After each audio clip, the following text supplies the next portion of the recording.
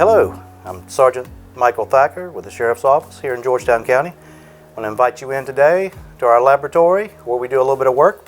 And today what we're going to do is talk a little bit about how we're going to collect a sample from blood off of evidence. So follow along with me. First thing we want to make sure is we always have our PPE, our equipment to keep us safe. And we also always make sure that we have our gloves together so we don't have any purposes of cross-contaminating anything that we're going to touch. All right, as we have today, we got a mug here. It's got some blood evidence on it. And the idea behind this, what we're going to do is collect this blood here and be able to hopefully match it to a person and hopefully solve our case.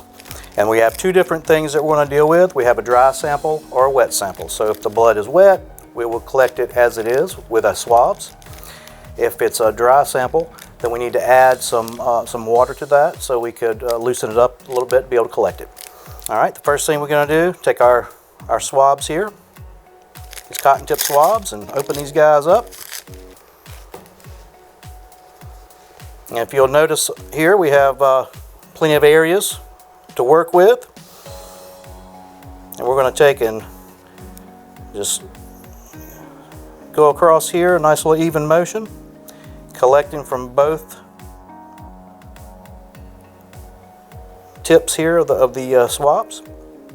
Now that we have these guys together, we'll take our little swab holder here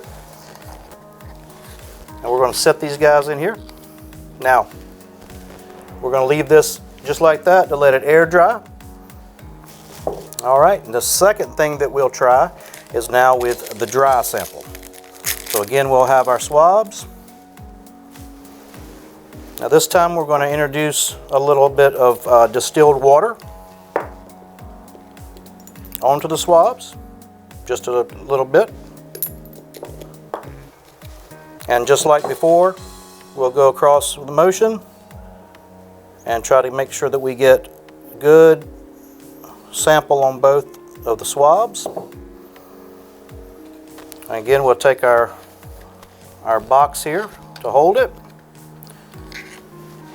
making sure that we don't have any contact with any other item or surface, and have it air dry. And then once it dries, then we'll package it and hopefully be able to match this with someone else's DNA from the scene. Okay, so let's do one more thing here while we're here, and let's talk about bones for a minute.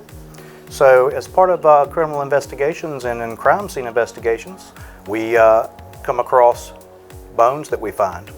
And in doing so, the first thing we need to do is we need to attempt to identify what type of bone we have and whether or not it's a human bone or an animal bone. Okay, so I'm going to ask you to help me out a little bit today, and we're going to do something here, and we're going to call it Name That Bone. We're starting it off pretty easy. What bone do you think this is? The sternum or chest bone, the mandible or lower jaw bone, or the maxilla, the upper jaw bone? Correct. That is what we would call a jawbone or a mandible. This might be a little bit tougher for you guys. It's a little bit of larger bone.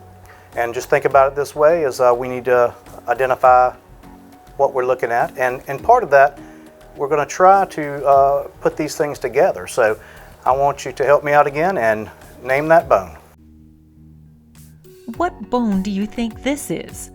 The humerus or upper arm bone, the tibia, one of our shin bones, or a femur, the upper leg bone? Okay, so let's follow along with it. This is a femur, or as most people may understand, an upper leg bone. This is the socket that goes into the hip, and this is the bone above your knee.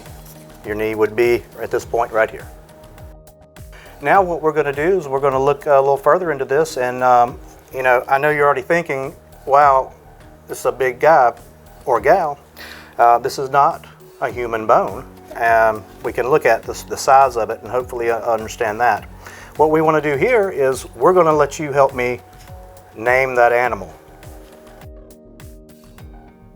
What animal is this bone from?